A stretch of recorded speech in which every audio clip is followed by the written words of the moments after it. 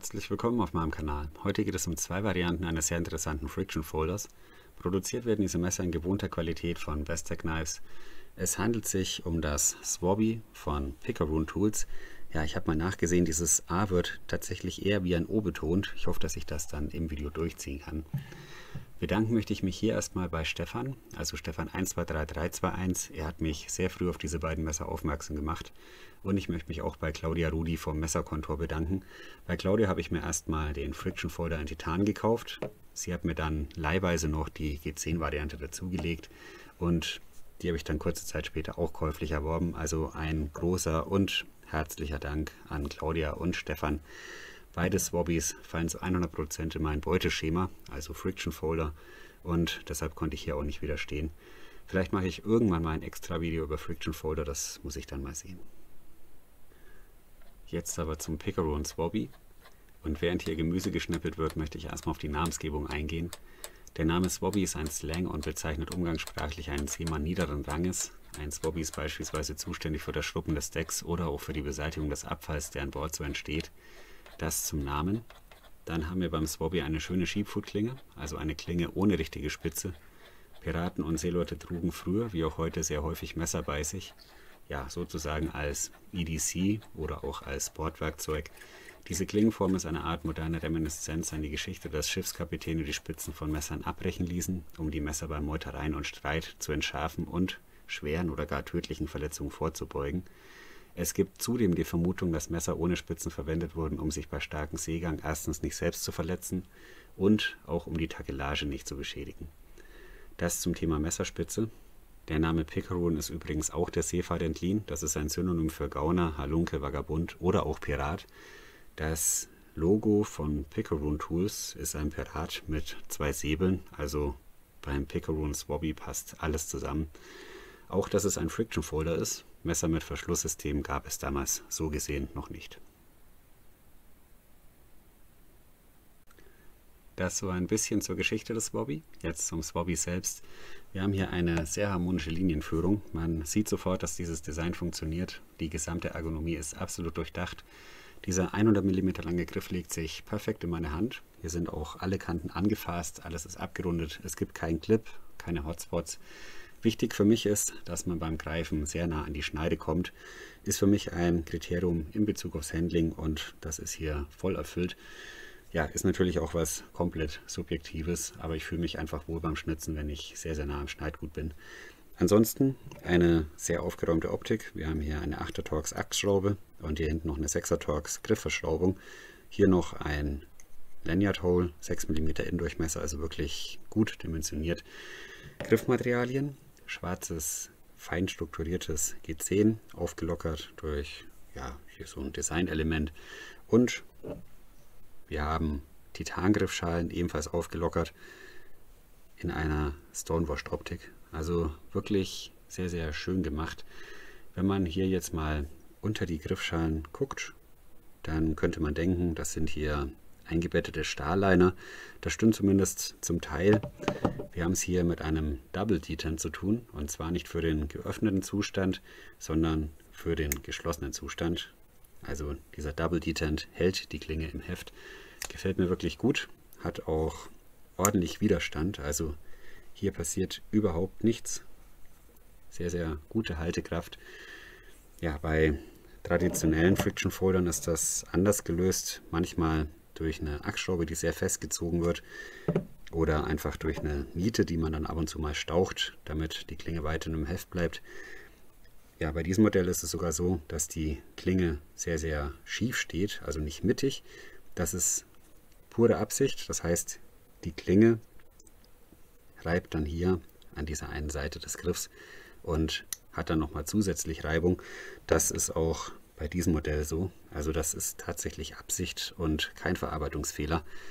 Ja, so ist das eben bei den traditionellen Friction Foldern gelöst.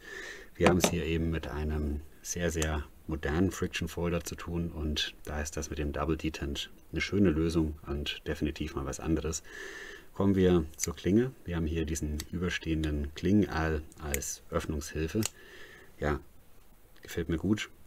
Einhandöffnung. Die Klinge läuft sauber auf Bronzewaschern. kann man auch nicht sagen. Hier ist noch ein Stop-Pin und wir haben absolut kein seitliches Klingenspiel. Ja, wenn man jetzt dann fest den Griff umschließt, kann man hier sehr, sehr sicher damit arbeiten.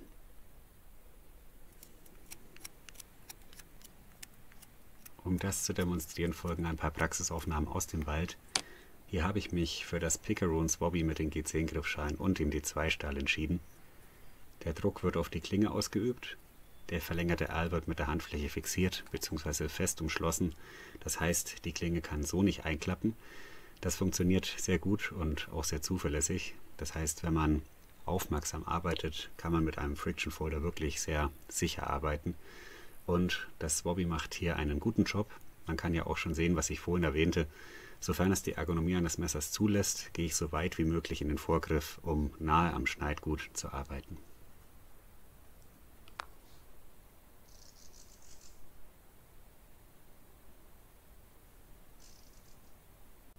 Jetzt noch ein paar Worte zu diesen schönen Sheepfoot-Klingen der beiden Swobbys. Bei der G10-Variante wurde sich hier für den T2-Stahl entschieden. Hält gut die Kante, ist allerdings ein wenig pflegebedürftig, weil er zur Rost neigt. Wir haben hier 58 bis 60 HAC, also wirklich ordentlich. Mir gefällt auch diese Klingenform ganz gut. Also das könnte so eine Interpretation eines Säbels sein, so leicht nach oben gezogen. Wirklich schön. Bei der Titan-Variante haben wir den CPM S35VN oder auch S35VN 59 bis 61 HAC, sehr schnitthaltig bzw. verschleißfest, dazu relativ pflegeleicht, weil korrosionsbeständig. Die Abmessungen der beiden Klingen hier sind identisch. Klingenlänge 79 mm, effektive Schneide etwa 74 mm, hier eine schön ausgeformte Schleifkarbe. Klingenbreite 3,1 mm und wir haben einen Flachschliff, der bei beiden Klingen auf 0,45 mm hinter der Schneidphase endet. Der Anschliff ist hier bei beiden Klingen extrem exakt ausgeführt, also ich habe hier keine Fehler entdeckt, wirklich sehr sauber gemacht. Und dann haben wir, wie vorhin schon erwähnt, für die Einhandöffnung diesen Schwenkaal. Das funktioniert auch wirklich ganz gut. Dann haben wir hier noch einen Klingendurchbruch. Kann sein, dass geübte Nutzer hier einen Spidey-Flick hinbekommen. Also ich bin eigentlich talentfrei. Ich mache hier das auch mit dem Zeigefinger, nicht mit dem Mittelfinger. Auf jeden Fall ist hier jede Menge Spielfaktor mit drin. Gefällt mir wirklich gut. Dann haben wir hier ein sehr, sehr dunkles Stonewashed Finish. Gefällt mir auch gut, besonders hier bei dieser Variante. Klingenbeschriftung. Links sieht man das Logo von Picaroon Tools, ein Pirat und zwei Säbel. Und auf der rechten Seite haben wir erstmal den Namen Swobby. Dann kommt die Stahlbezeichnung, also S35VN und D2. Und dann die Limitierung. Hier die Nummer 63 von 100 und hier die Nummer 152 von 200. Also beide relativ streng limitiert. Wie gesagt, G10 gibt es 200 Stück.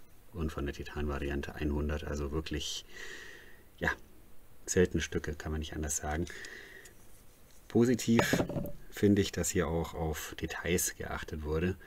Die Klinge, die Schrauben, hier dieser Standoff, auch der Anschlagpin, alles mit einem Stonewashed Finish.